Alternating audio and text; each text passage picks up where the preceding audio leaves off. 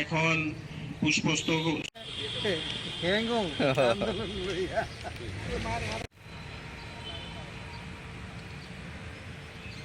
খাবি না খালতান খাইতে পারবেন না।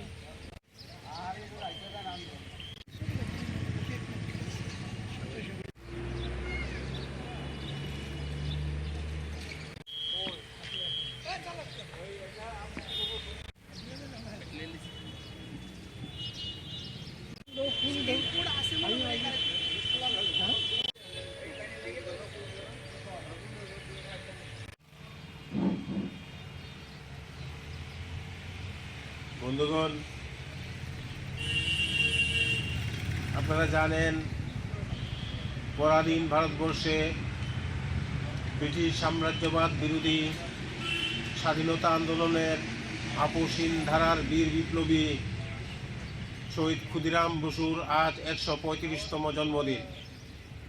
এই দিনটি আমরা শহীদ ক্ষুদিরাম বসুর স্মৃতিরক্ষা কমিটি প্রত্যেক বৎসরই যথাযোগ্য মর্যাদার সহিত পালন করে থাকি। আমরা মনে করি স্বাধীনতার ৭৭ বৎসর পরেও আজকে ভারতবর্ষের যে অগ্নিযুগের যে বিপ্লবীরা যে উদ্দেশ্যে তাদের জীবন বিসর্জন দিয়েছিল, তারা ভেবেছিল এই ভারতবর্ষ থেকে ব্রিটিশ সাম্রাজ্যবাদকে হটাতে পারলেই এদেশের গরিব মেহনতি মানুষ খেয়ে বেঁচে থাকতে পারবে, চিকিৎসার সুযোগ পাবে, শিক্ষা পাবে। এই উদ্দেশ্য নিয়েই তারা তাদের আত্মাহুতি দিয়েছিল। কিন্তু বন্ধুগণ, আজকে ভারতবর্ষের স্বাধীনতার ৭৭ বৎসর পরেও আমরা কি দেখতে পাচ্ছি? আজকে স্বাধীনতার পূর্বের যেই সামাজিক অবস্থান ছিল সেই অবস্থান এখনও বিদ্যমান আছে।